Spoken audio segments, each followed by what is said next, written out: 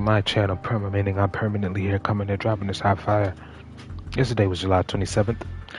My brother, his baby mother, and their daughter came.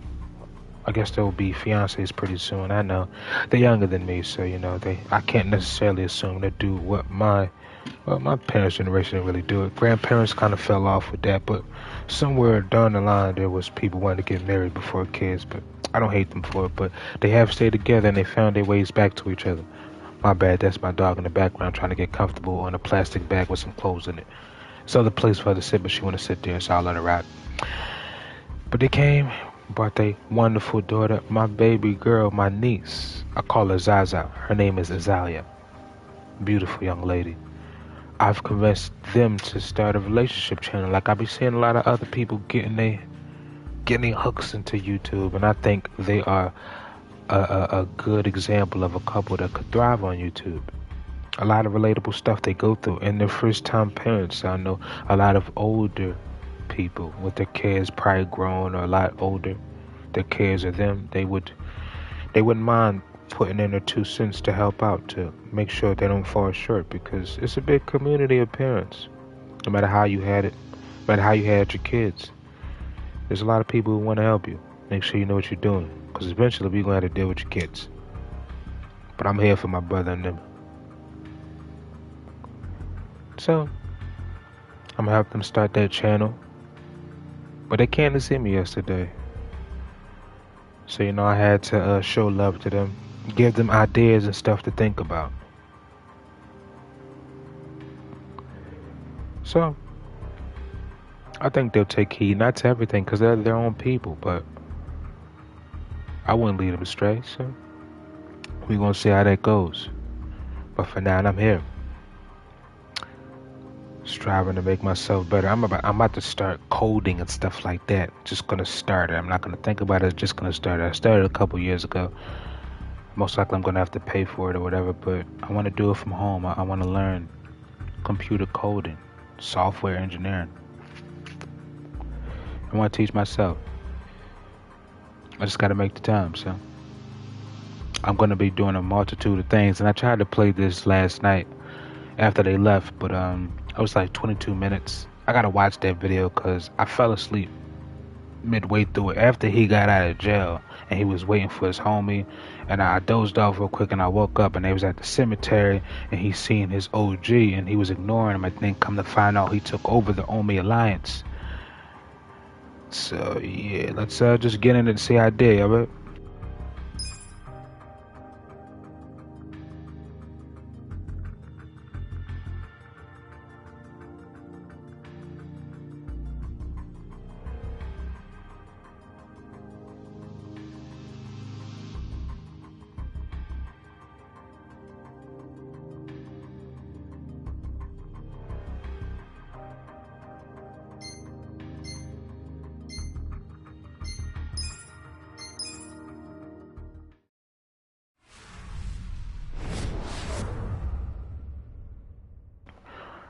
I guess we started over. Right, and I looked it up. It said 15 years after he fought, boy, they gave him 3 to 4 more years. Like, what the fuck is this? They gave my man's 4 extra years. He got out in 2019. What the? He stayed in jail for 17 years. My bad, it was 2 extra years. I didn't really do the math, I just guessed. He spent 17 years on a 15-year prison stint. He spent 2 extra years. Like, why he fucking with him now? He probably been messing with him before, but it didn't get this drastic. And I was like, that was a good move right there. It was a good move. Like, I'm not even gonna argue with this man the fact that I'm not gonna do that. I'm just not, my boy. I don't know what boy issue is, but he swears somebody was gonna do his task. Do your own job, Goofy. Whether in work or in prison, nigga, do your own work, Goofy. How could you be lazy? How do you be lazy? You wasn't lazy enough to do crime, you fucking dickhead. I thought he was beating them up, but they was whooping his ass. Like, what do you do? What do you do, Cap? It looked like it hurt. My dip game superior. And yeah, just in case you come here and you wanted the people to see one of the comments I was making on other channels and shit, first thing I would like to say is welcome. Second, fuck you. Third, I have a right to speak my mind like everybody else. The only thing I'm saying is ain't nobody ever called me a liar. That's all I'm saying. I just like to point out things that people try to be deliberate and not really worry about it. You know, I just don't like people like that. The arrogant, the people who are blissfully and willfully ignorant. Nah. I'm gonna call you out. So yeah, that's where I'm at with it.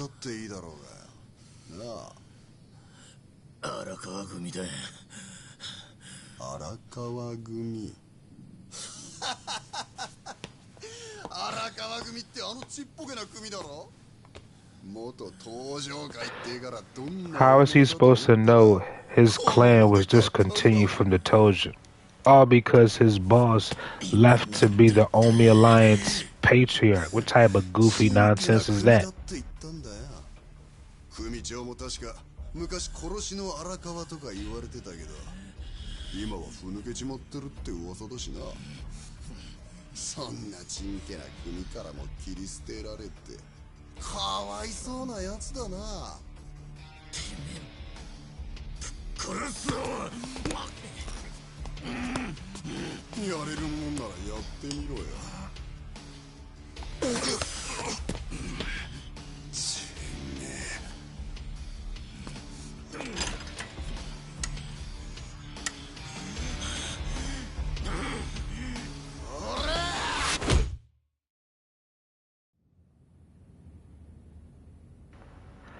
He gonna come in there and ask him why. He gonna ask him why was he fighting those people? You knocked all their teeth out. He tried to kill him just now. How many times do you think you gotta hit somebody? It's if somebody just hit you just to hit you, they have no point. They're trying to kill you. They're not in danger. They're angry. What do angry people with no sense do? They try to end something, and ending ain't just, oh, we're gonna fight a little bit and talk about it. No, they don't have. They're all emotion at that point. They're a danger to themselves and others. You can't control yourself. Ain't nothing getting through to you. The other person gonna be in survival mode too. So what we supposed to do? Just let him knock him across the head with a goddamn wrench? He was gonna kill him. Right in his head, he'd have died. Nonsense.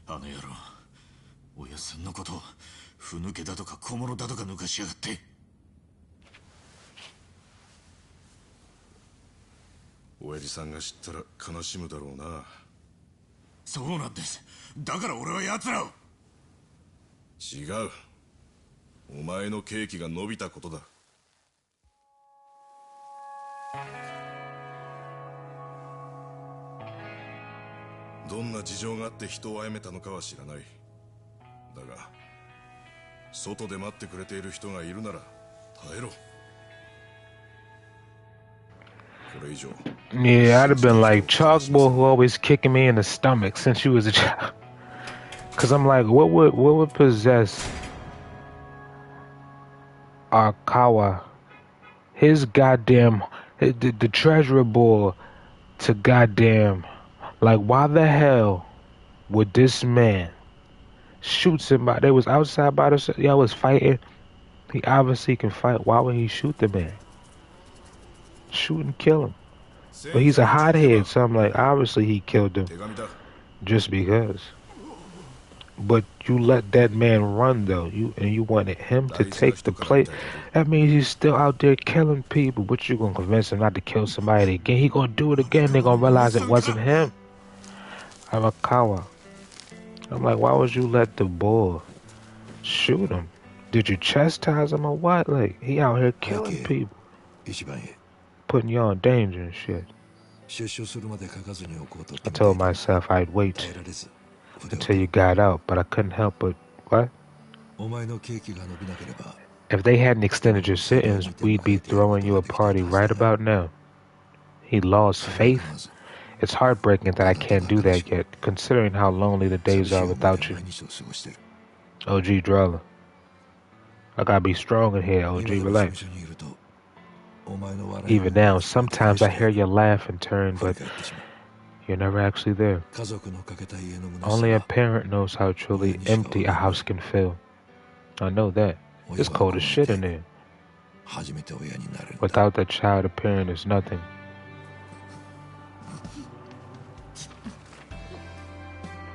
But that's not how God is, though. That's how it is in this world, but God doesn't need his son. In this world, I need you. No, you don't. You don't need something you create. It's like somebody worshiping an idol.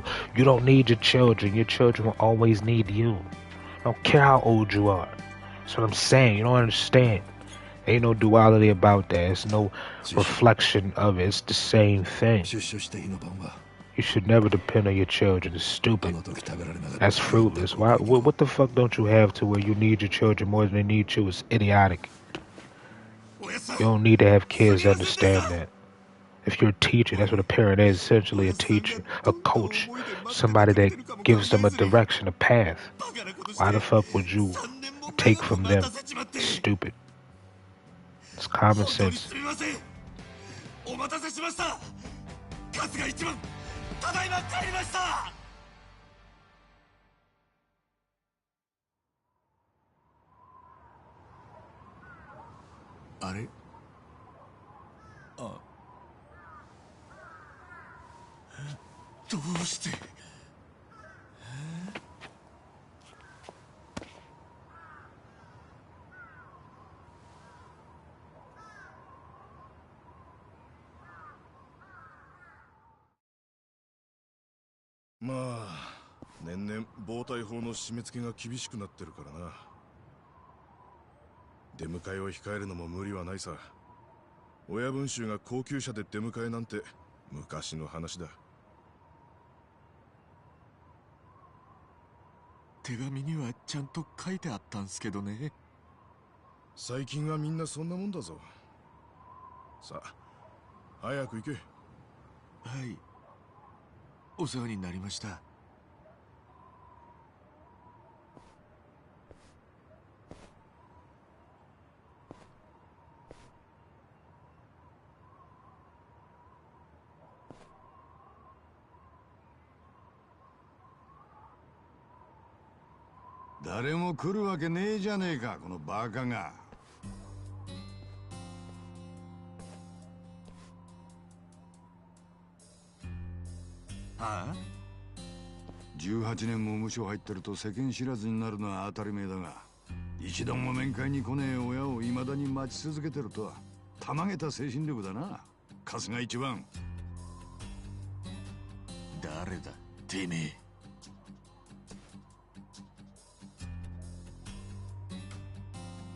神奈川県警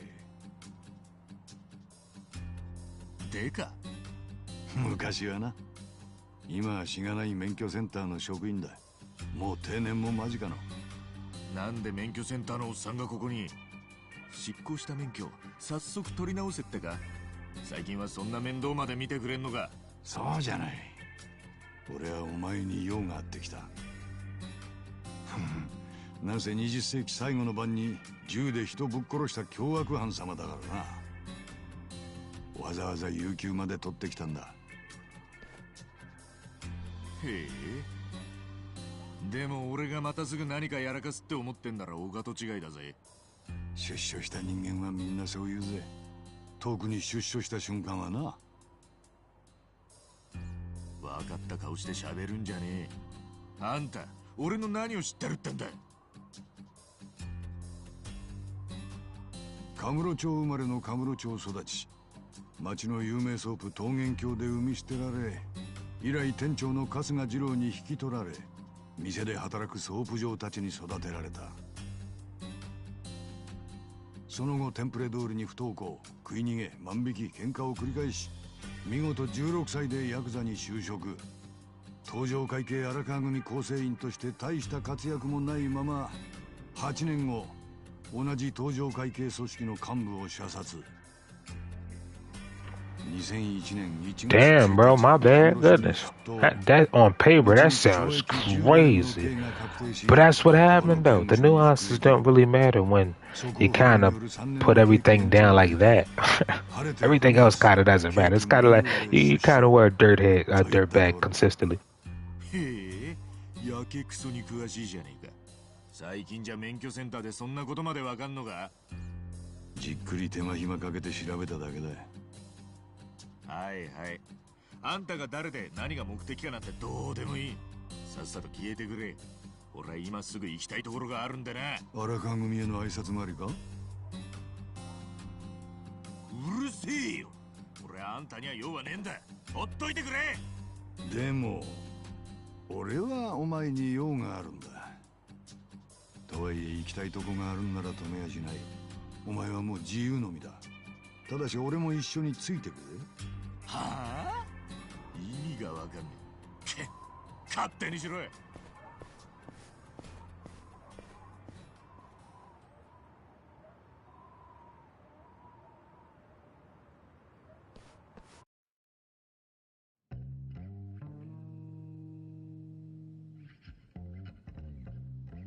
おい姉ちゃん、なんだよこれ。これパンチじゃねえんじゃねえか。 Oh my gosh. I'm sorry, sir. It's just nobody gets punch perms anymore. I mean, I never done one before. Damn. Shoot. How am I supposed to face the boss like this? That joint looks sturdy though, I ain't gonna lie. Like a lion's mane. Why he hating?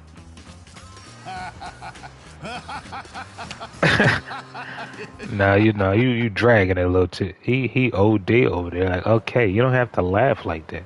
Why did you get a perm? Man, that is one sweet hair. It looks cool. Shut up. I just picked a bad spot. What's your deal anyway? Aren't you tired of following me around yet? That joint look tough, I ain't gonna lie. Didn't I say I had business with you? I'm just giving you a chance to finish yours, yeah? Where to next? You're giving me the creeps now. Get lost.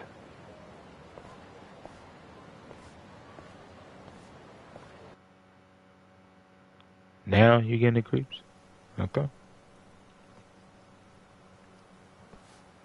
どこに行くかと思えば墓参りか。鈴森千佳夫。鈴森って18年前に撃ち殺されたやつか。ああ、そうだ。おう。でも誰が鈴森をやったんだろうな。目の前にいるだろう。冗談言うな。なんだと。じゃあお前、こいつを、鈴森をなぜ殺したんだ。荒川組を絶縁されてむしゃくしゃして、その勢いでな。むしゃくしゃして人を撃ち殺した。そんなイカれたやつがやった相手の墓参りして掃除まですんのか。ましてや出所してすぐに。笑わせんな。別にいいだろ。18年前鈴森は誰かに撃たれて死んだ。だがお前じゃない。なのにお前が組のためにやってもねえのに自首した。そんなことは所轄の刑事部長から裁判官まで全員分かってたんだ。春日、お前は無所の務めも終えたんだ。なぜ今でも嘘をつく。 That's not a reason to tell just because it's over. Like that'll just undo him being away for almost 2 decades. 呆れたやつだ。つうかあんたよ、いい加減しつこいぜ。そろそろ本題に入ってくんねえか。本題？定年前のデカで免許センターのおっさんが元極道の出所後の保護観察のボランティアするわけねえだろ。あんた本当は何者なんだ。俺に用があるって言ってたよな。用か。そりゃな。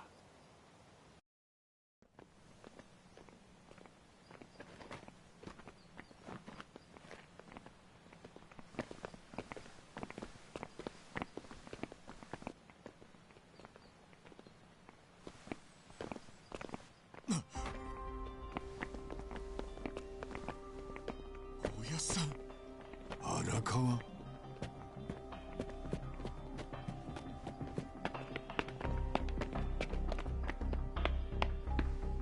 なんやお前。あれ荒川のおやっさんだよな。あ？なんやあれどこぞの雑誌の記者か。な取材 NG なんや。帰ってんか。違う、俺は荒川組の組員だったんだ。荒川組のもんならわしらが知らんわけないやろ。ずっと無所にいて今日出張してきたんだよ。嘘つくならもっとマシな嘘つけ。おやっさんと話をさせろ。おやっさんだって俺と話をしたいはずなんだ。なんやお前、頭おかしいんとちゃうか。今日は大事な墓参りでわしらも忙しいんじゃ。どっか行けおら。てめえらこそそこどきやがれ。どかねってんなら腕づくで行かせてもらうぜ。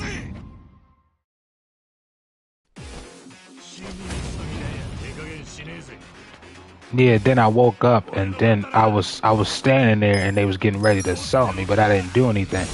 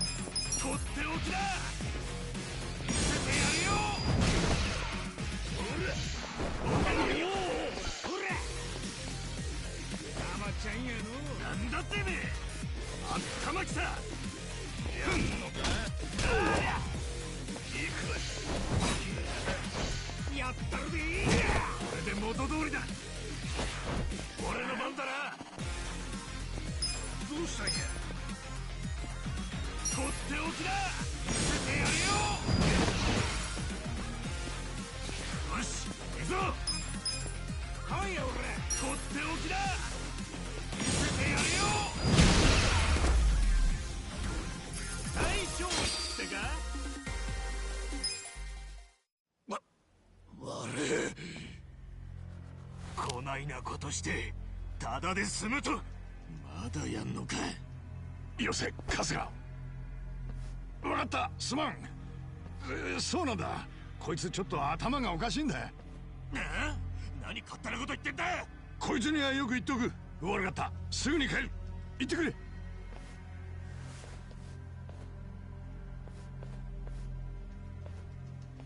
そ、離せ。あれは絶対におやつさんのはずだ。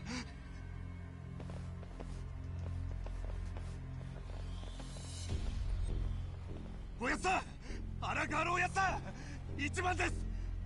今日出てきました。一番です。勝が一番です。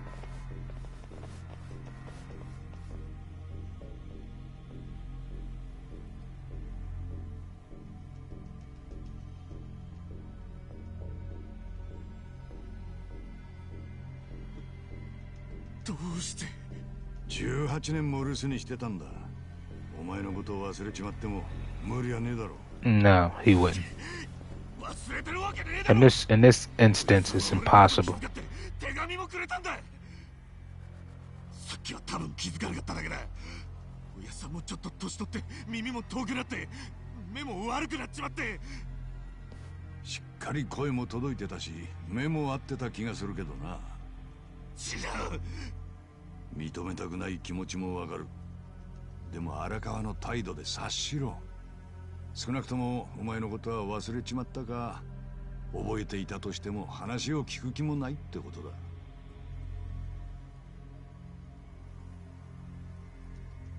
嘘だ、そんなはず。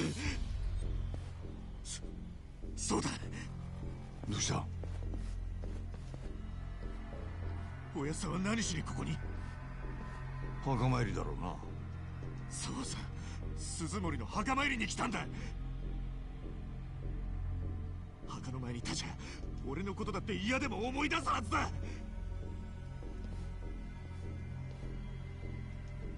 し、墓の前でおやっさんと直接会って話を。おい、あれを見ろ。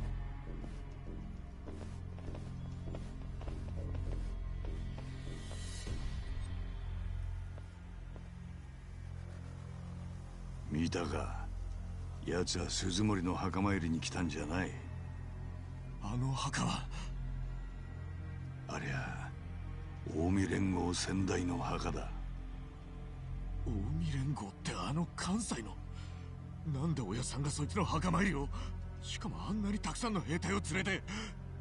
そりゃ荒川真澄が近江連合大幹部としての行事をこなすためだ。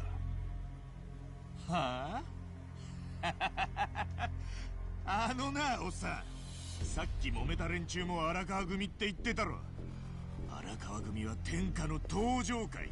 登場会だ。その昔は近江と戦争だってしてたんだ。常識だぜ。あんたやっぱデカってのは嘘だな。今荒川組は登場会じゃない。はあ？なんだと？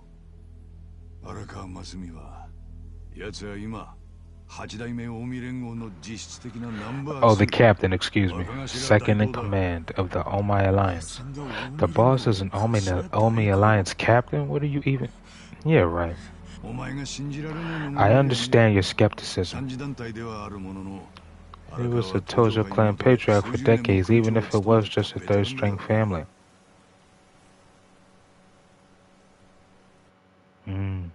だが潮目が変わったのは2年前だ。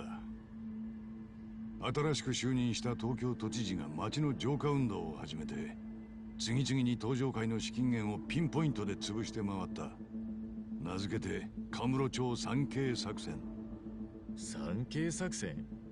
ヤクザに食わせない、稼がせない、居住させないで 3K だ。で警視庁の的確すぎるガサ入れで主だった組の幹部衆は次々に暴対法で挙げられていった。ただ一つ、荒川組だけを除いてな。は？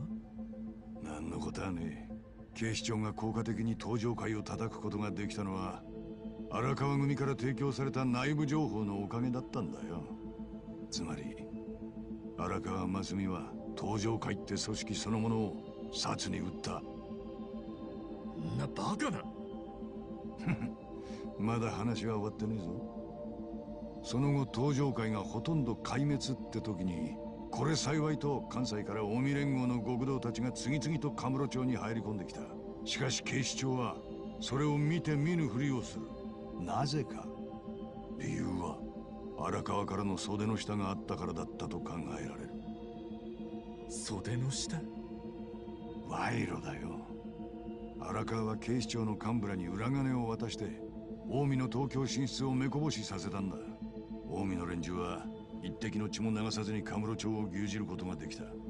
奴らだからその見返りに荒川真澄に若頭代行という席を用意して迎えた。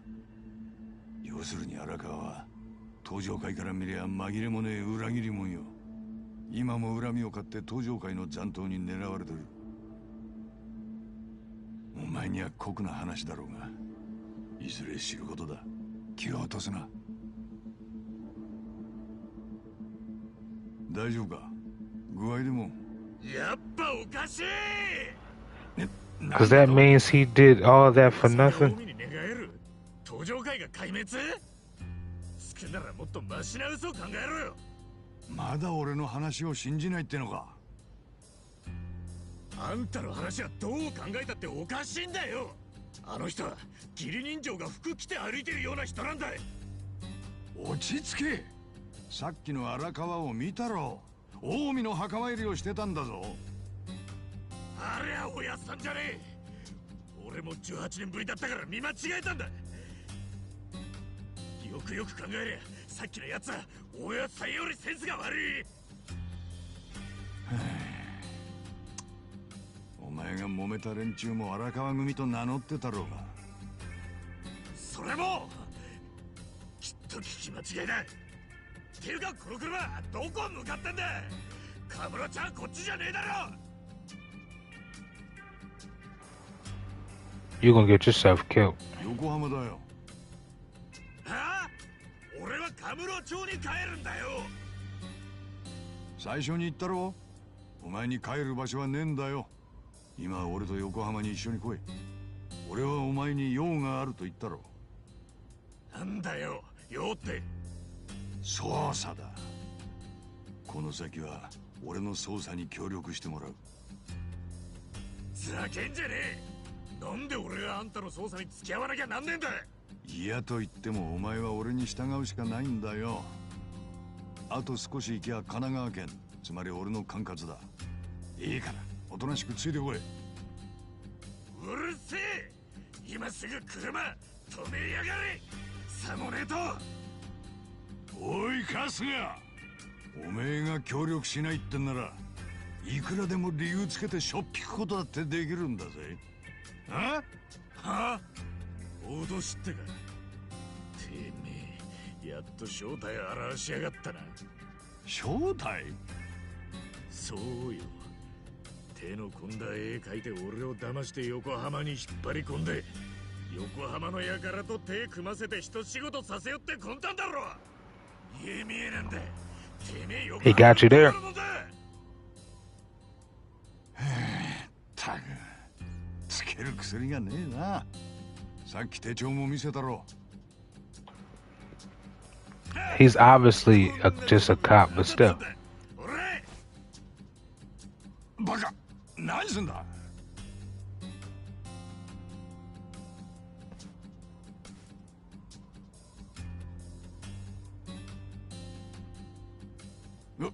おい、どこ行く気だ。あ、カムロ町に決まってんだろ。お前、俺の話ちゃんと聞いてたよな。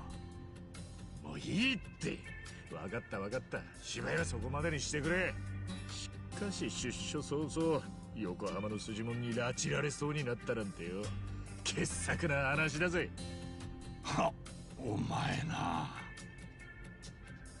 カムロ町でおやっさんが方面祝いの準備して待ってんだ。あんたのおかげでおやっさんにいい土産話ができたぜ。あばよ。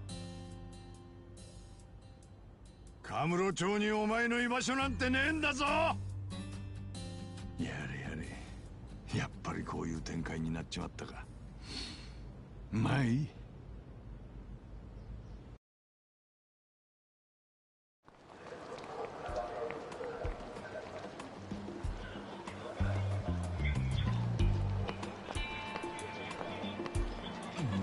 なんだありゃ。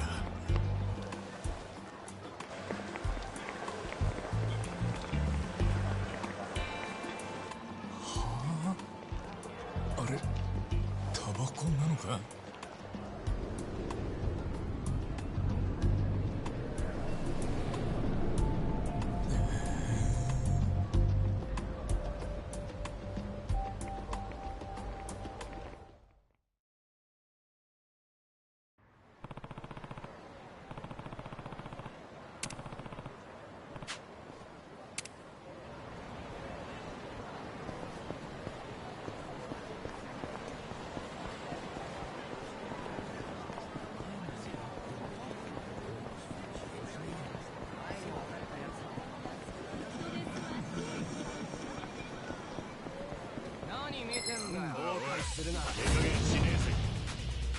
俺の番だな。とっておきだ。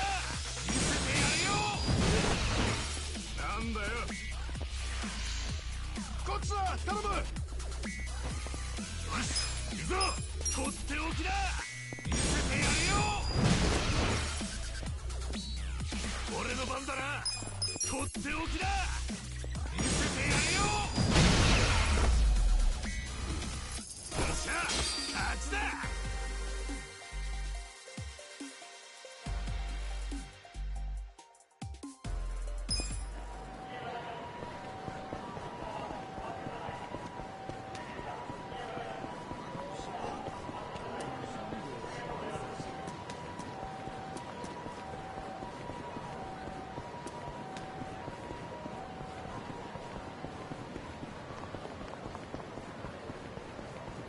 何見てんだよ。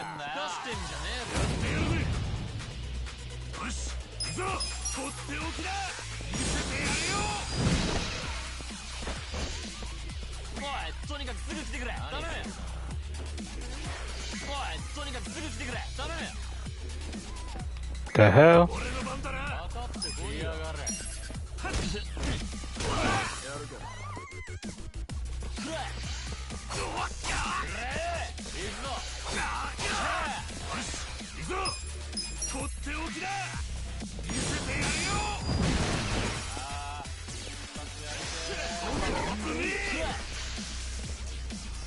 クどうした？ほら来い、俺の番だな。とっておきだ。見せてやるよ。はい、こっち集合。よし、行くぞ。俺の番だな。とっておきだ。見せてやるよ。大勝利ってか。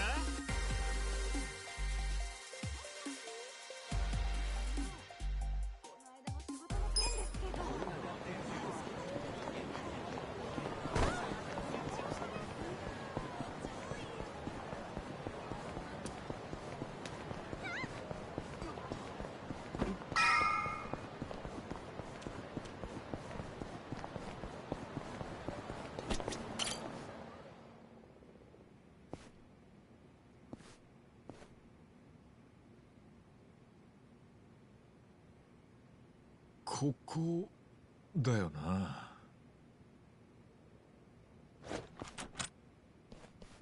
ちょっとあんた何してんだい？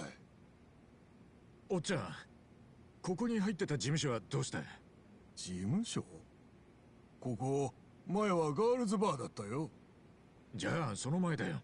事務所入ってただろう。いや、中古パソコン屋だったね。その前はメイド喫茶で、その前はフィリピンパブだったかな。18年前、ここは組の事務所だったろ？組の事務所？シンプルに言えばヤクザの事務所だ。ここに入ってたはずなんだ。荒川組って看板がここにあっただろ。そんな昔のことは分からんけど、あの荒川組って昔はこんなちんけなところに入ってたのかい？おお、荒川組を知ってんのか？そりゃカムロ町で知らないもんはいないだろう。でかい組だし、何かと有名だからね。ほう、そんなにでかくて有名なのか？で、今その荒川組はどこにあるんだい？探してんだよ。He said infamous, not famous. どこだろうな。でも今時薬剤さんも看板ドーンってつけて商売できない時代だし、荒川くらい有名ならなおさらだろうから。そっか、分かった。ありがとうよ。大丈夫なのかい？なあ、新しい事務所の場所はタバコ屋のばあさんに聞くよ。情報通のばあさんなら絶対知ってるからよ。そうかい。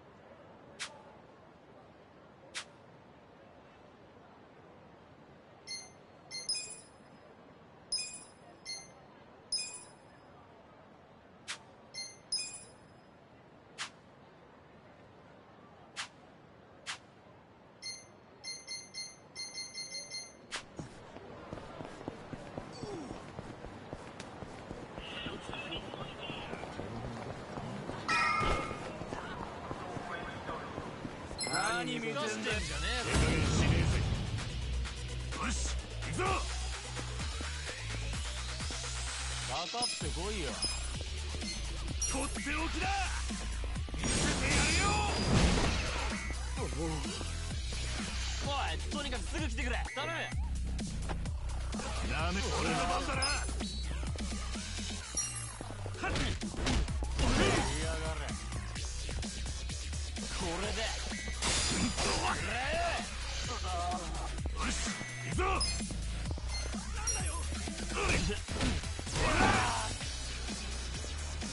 だぜ。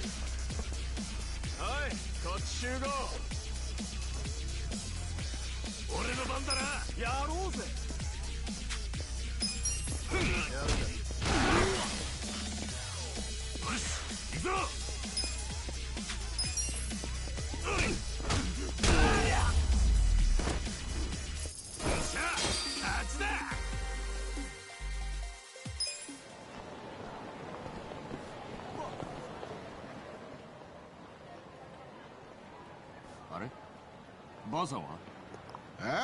She probably died.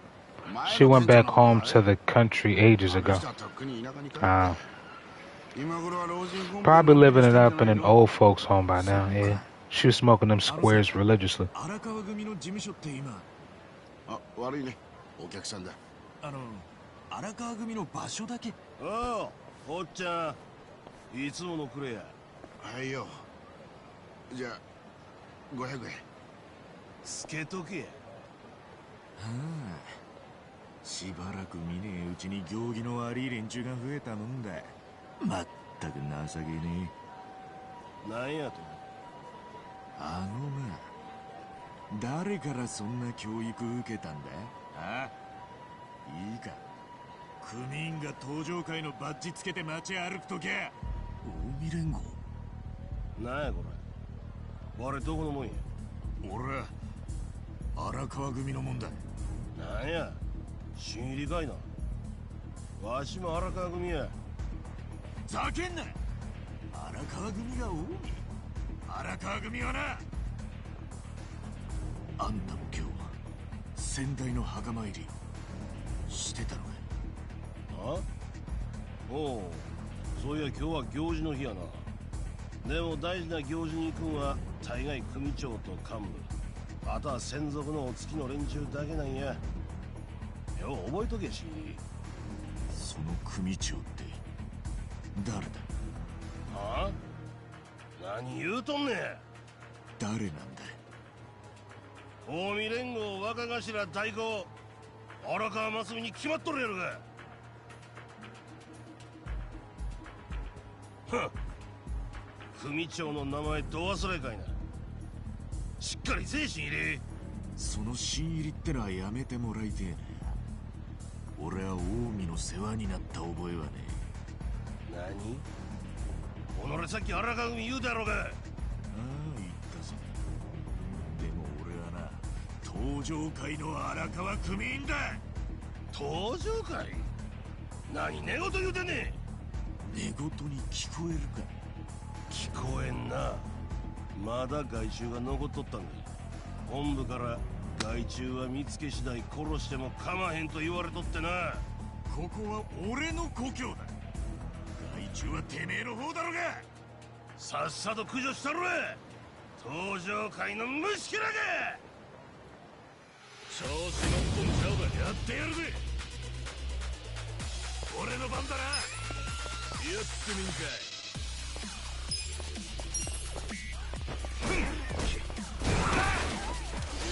来いよ。行くぞ。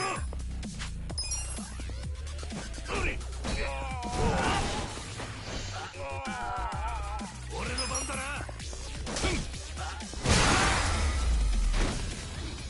大勝利ってか。よっしゃ。荒川のおやさんが近江に寝返って登場会ぶっ潰したってのはマジなのか。答えろ。せや兄貴。こいつ登場会の残党や。行かない。なんやて。またんかいこれ。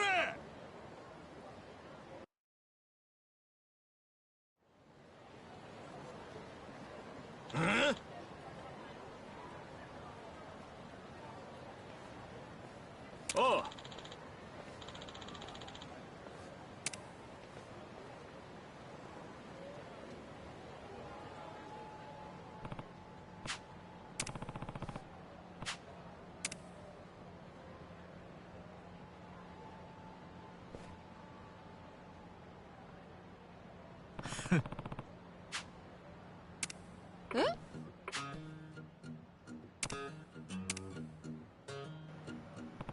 That's OJ. What's your name again? It's me, Michio. I used to run a bar. Huh? Huh? Michi? It's been such a long time, Ichi. Oh man, finally a familiar face. Ew, back off. What the fuck? Huh? You reek of smoke, Ichi. I do? Oh yeah, I guess I was just at the tobacco shop. Wait, don't you smoke yourself? Get out of here. I gave up drinking and smoking ages ago. Ages ago? 2 decades. What? You went cold sober? Moonshine? It must have been around when you went to prison. I ended up getting pretty sick. It was either quit drinking and smoking or let them send me to an early grave. Now you gotta stay away from all that. You didn't even want to stop, so why are you judging other people for doing it? You had to be forced to stop. People are so weird with their addictions. Wow, you really turned it around. She didn't have a choice, or she'd be dead. So basically, she's dead. Because she's a different person. I'm practically a health nut now. Okay, so now you're a zealot.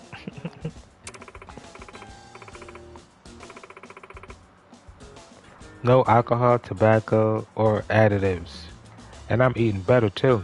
That's good. It took you all your life though. I'm trying to up my water intake too. Did you know 70% of our body is made of water? Yeah, like the ocean. Like the world and the ocean and everything. It's mostly water. You gotta get water. Most people don't drink nearly enough water if you don't get some quality. I was just talking to my brother yesterday about that. I'm like, yeah. I say 80%. Well, it's a lot of water in our body, so I drink it. Try to slice up some cucumbers, drink that. I got some alkaline powder. Every once in a while, make like a little drink out of that. Water and some alkaline powder. Drink that. Nice. What happened with the Tojo clan and the Arakawa-san while I was gone?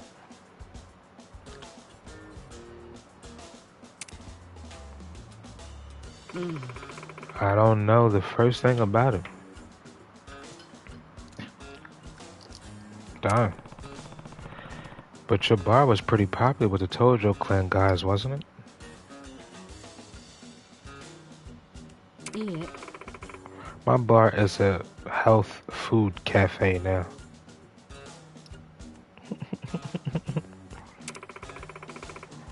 When I banned smoking and drinking, I lost that type of customer. Yeah, because you was going to die if you didn't stop. Essentially, you never quit doing it, so they was a little thrown off when you changed everything. I don't know what the Yakuza are up to now, and I couldn't care less about people who don't treat their bodies like temples. Oh yeah, she's insane. Like, well, treat their bodies like a temple. You basically almost died. But if you're so curious, why not track down what his runt that was running with him? I wonder where a young boy. He said he would be like 30 by the time he get out. So he should be old as shit. Remember? Your senpai from middle school. Oh yeah. Forgot about him. He did call him and ask how old he'd be. Oh yeah, that guy who used to sell black market porn. Oh, him. I thought you were talking about the other boy. He's a magazine writer these days.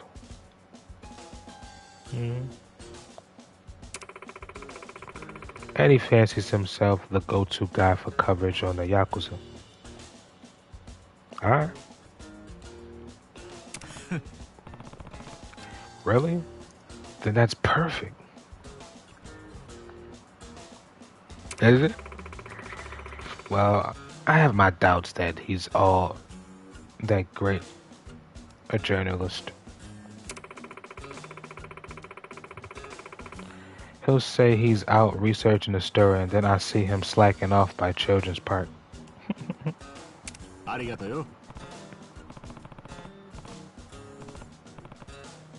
That's why I'm going there, thank you. How you know he's slacking off? Did you talk to him? And he can't possibly do something like that 24/7. It's real weird. Like, how you gonna judge him? your whole lifestyle changed just because you almost died. I gotta keep that in mind. I've got this new springboarder called AHA Divine. They say it can even cure what? Invite your friends. You'll feel better. Alright, thank you. Ain't nobody gonna do that. I'll put it on the list. That means fuck no. That's what I'm saying. You around crazy people, you're saying you don't care about them, but I mean, you're more or less still the same person. If you like it, I can sell you some to use at home at a discount. It's not always about making money, lady. We even have a referral program if I register you as a friend, then yeah, anyway, got it right. Right.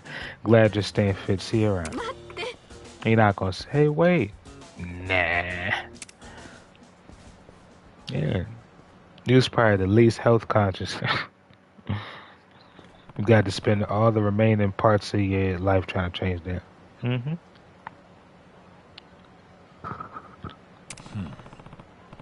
I mean, if you would have gave it a little more consideration, I'm glad she's doing well, but it's kind of sad too. Yeah, because she's not being true to herself. That's what we call quitters. But I mean, I'm not here to judge. I'm just saying. Well, she would have died. I know. That's the point.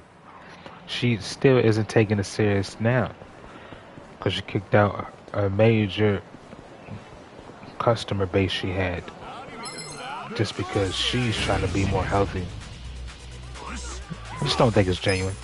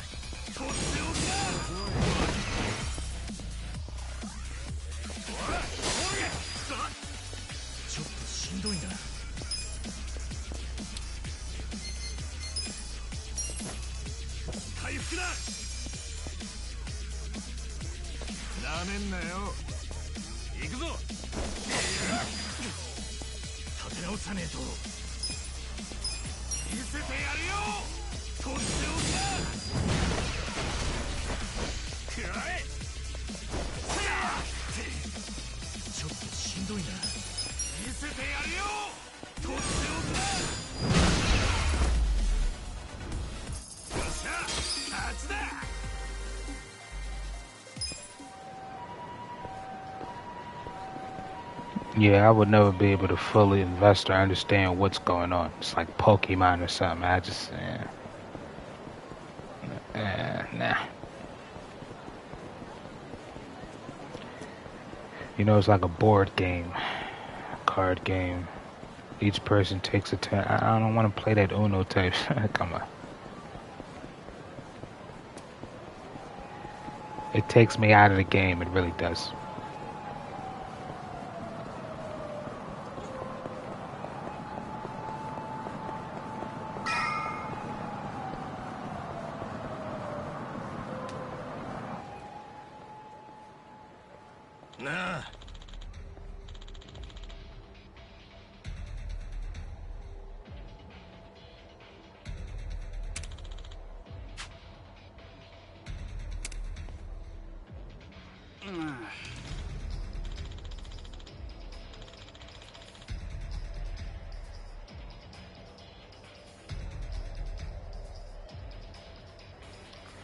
Just delete the picture before they beat your ass.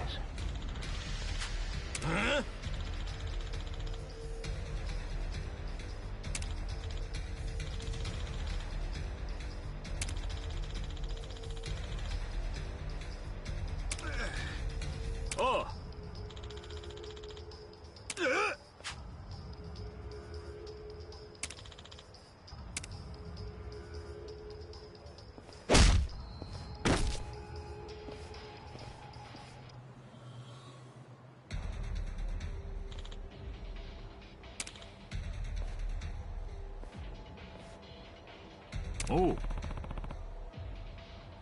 Ah?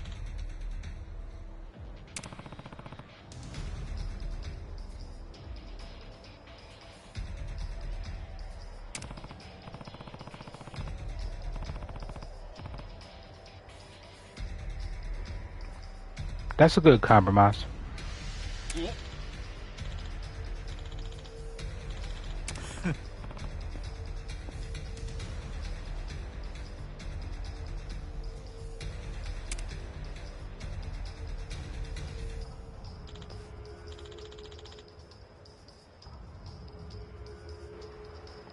Obviously.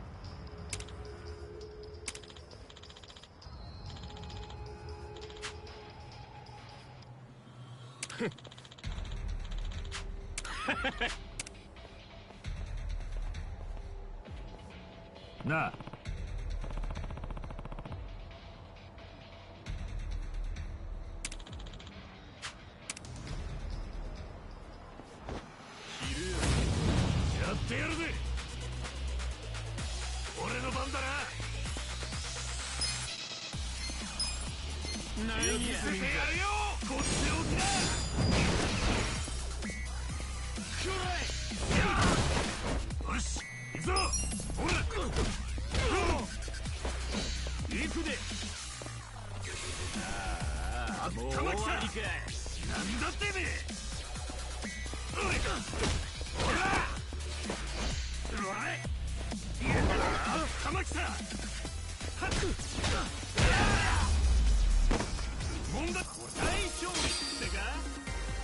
I don't know, that piqued my interest a little bit. I wasn't controlling half the moves he was doing. I did one, and they just, I guess after he agitated them, okay, get somebody to swing, and they lose their turn. I dipped it and everything, or he dipped it himself because I didn't even press circle. So okay, I'm starting to understand it. Understand it more than I did because I understood stuff like that could be a possibility. But I didn't think I would be want to be invested enough to still play that. That was interesting. That was interesting.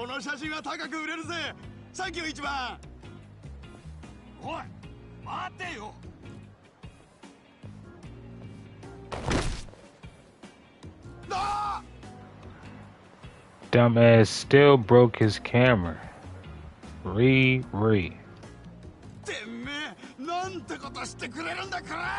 You the one who wasn't paying attention where you was going. Cut it out. This was your fault to begin. Right? Why was you running? Come on, beat it. Go ahead, man. I'll beat the shit out of you if I ever see you. You didn't beat them two guys. It was right. This guy's about to shit his pants. Yeah. You better run. You know him?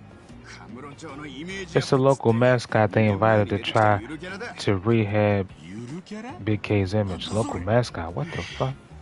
Your bottomless pit of questions. What you want from me anyway? Listen, bro. The family, can you tell me what happened to Arakawa-san? Oh yeah, I forgot you were in Arakawa, Grunt. You write about the city, don't you? You've got to know. Arakawa-san wasn't the type of guy who'd defect to the Omi. You want to know what changed him? The death of his son, probably. Well, of course I know that. I don't just parade around as a journalist. So what happened? When you go to prison anyway. 18 years ago. As I recall, Arakawa had a son, didn't he? Yeah, the young master. I was his personal escort. I don't know the nitty-gritty, but he was kind of sickly, right? Paralyzed from being out in the cold. A lot of organ failure. He died. What? When? How? He probably kept trying to use the serum.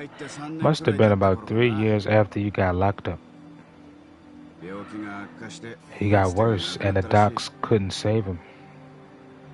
And that shorty broke his heart. Arakawa was fond of the kid. That doesn't even describe it. The boss would have done anything for his son. And he already lost his girl. Sounds like you've got your answer then. Nothing more painful than having your kid go out before you. I mean, I can't imagine how much pain he felt, but still, Why would that make him sell out the Tojo clan? I don't know. You know, Ichiban. Maybe you don't get it, but once you have a kid, that kid becomes your whole life. I understand this much. That's what I told my brother yesterday. I'm like, don't worry about me. But if you lose them, you still gotta get up every morning because that's life, right? Yeah, and technically we can have more kids. But if you lose your reason to live, you gotta find a new one. Or what's the point, right? And you start doing reckless stuff. It'll still be reckless even if you decide to do something else, or keep living. It's gonna take a while. Arakawa's a Yakuza to his core. Could be his reason to live now is just to watch the world burn. It's possible. Killmonger level. It's possible. Hell no. I think it gotta be something else. By the way, it sounded like those thugs were all but saying you're on the Omi shit list now. Yeah. Then I don't suggest wandering around the big cave for long. You still have business here? Where are you going next? Huh? Right. There's nothing left for you in the big cave. Where should I go then? To Yokohama. Yokohama.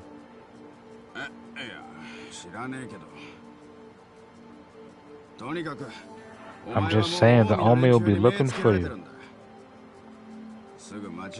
Get out of the city. Don't go back home, okay? Home. Your birthplace and all that. That soapland. You... Shangri-La? Don't go there. Hey, didn't I just say not to go to Shangri-La? You're not listening to. Don't do it.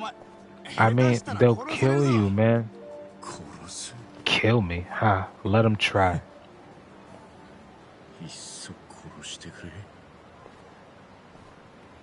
Alright, not my home, man. Nah.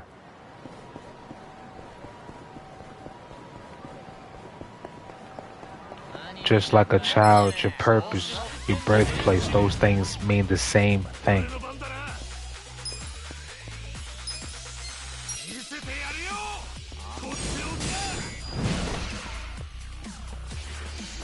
The boy that was on the 4th level, he died with one punch, but this boy's still alive on level 3. This is what I'm talking about.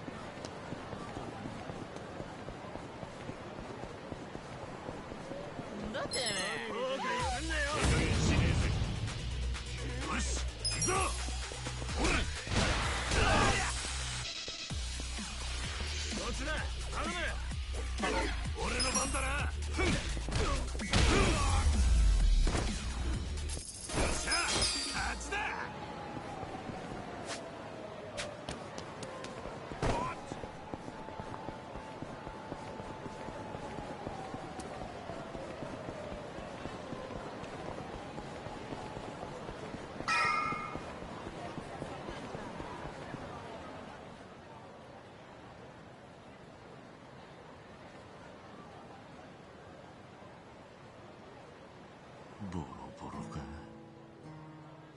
笑えるぜ。これで吹っ切れるってもんだよ。ツアーの締めは桃源郷か。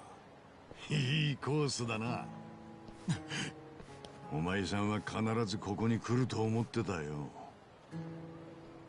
あんた足立？すげえよな。ネオン眩しいカムロ町にこんなもんが何年も野ざらしなんだぜ。ここで何があったんだ？登場会の構想でここにダンプが突っ込んだんだよ。そっから誰も寄りつかず半グレのアジトに使われたり不気味な奴らが住み着いたりって感じだな。そうかい。なるほど。長かったんだな本当に。18年って時間はよ。お前の記憶にあるカムロ町とはだいぶ違うだろうな。そういや中道通りのあれは見たか？え？新カムロ署だよ。カムロ町の出入りを監視する関所みてえにそびえ立ってる。三警作戦の成果に後押しされて都でずっと塩漬けだった新警察署の建設計画も動いた。今の都知事はとにかく実行力があって人気もある。新カムロ署はその象徴みてえなもんだ。もう俺にはどうでもいいよそんなもん。春日、俺が今までにお前に話したことで嘘は一つもない。お前の登場会は消えた。今この町を牛耳ってるのは関西から入り込んできた近江連合だ。どうだ、俺の話を信じるか？はあ、いいタイムだ。俺の読みより全然早いな。はあ？お前は自分で見聞きしたことしか信じねえって男だ。俺の口からどう説明されてもな。だから結局全てを理解するまでお前は自分の足で歩き続けるしかなかった。何でもお見通しみてえに言うんだな。嫌みったらしくタイムまで測りやがって。 Exactly. お前がここに来るのは当てた。 You're hard-headed. This is what hard-headed people do. 足立専用。あんたの狙いは何なんだい？ How with the investigation, like you said? はあ？お前の組長荒川真澄は警視庁を通じて登場会を潰しカムロ町に近江連合を引き込んだ。ただ極道が警視庁に取り入るにはまずでかい金を手土産にしたはずだ。俺はその金が警視総監の堀之内十郎にも流れたと見ている。警視総監？俺の狙いはその首だ。堀之内とは因縁の中でな。だが神奈川県警の一免許センター職員が警視総監をつつき回せるわけもねえ。だから切り崩すとしたら荒川真澄。 I'm not really sure because it's animated, and all that, and それで親さんとゆかりのある I don't have nothing to do with their culture. So, is the police commissioner the boy who was doing the treasury, who just kept beating on Kasuga? Was that the same person who was trying to chop his pinky off? お前が今一番やりたいことは？ Because it's starting to make sense why this Tojo subsidiary, Arakawa-san's clan has been infiltrated the way it has. If that is the same guy. でかい会合？親睦会といや聞こえはいいが、要は改めて関東一円に睨みを利かせようって場だ。荒川にとっちゃ極道の格を問われる大事な場面になる。あんたよくそんな情報つかめたな。刑事時代のコネを使ったんだよ。きっちり金も取られたけど。そうかい。それでその介護ってのはどこだ？よくぞ聞いてくれた。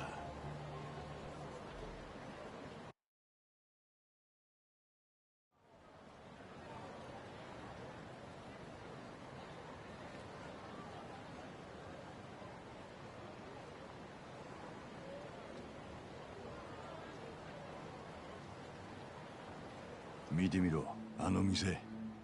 平安楼だ。あの店は。なんだ、行ったことあんのか？あそこは超高級店だ。えらい高えんだぞ。いや、でもおやっさんは昔約束してくれたんだ。あそこで北京ダック食おうって。荒川のおやっさんが俺を呼んでる。あ？どうした？場所がここだってこともきっと偶然じゃねえ。いや、きっとそうだ。目を覚ませ。地方の親分衆を迎えて飯を食うんだ。ここらで高級店は少ねえ。場所がたまたまここなのはあくまで偶然だ。とにかく俺は行くぜ。あそこに行きゃおやっさんに会えるんだ。待てって。会合は夜になってからだ。おまけにお前登場会の残党だって近江に面が割れてんだろ。とっ捕まったら荒川に会うどころじゃねえぞ。だいたい正面突破で行くとかバカだろ。ちゃんと店に潜り込む策はあるって。策って？その時が来るまで楽しみにしてろ。なんだよ、じゃあ夜まで待つだけか。いや、お前だって少しは準備ってもんがいるだろう。一旦別れて夜またここで落ち合おう。あとこいつ渡しとくぞ。なんだこりゃ。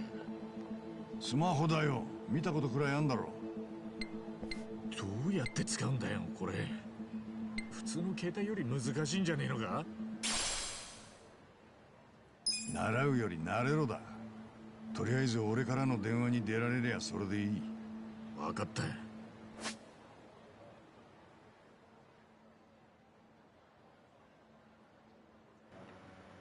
About time. よし、じゃあいいな。夜になったら劇場前広場のここに来い。くれぐれも目立つ真似はすんなよ。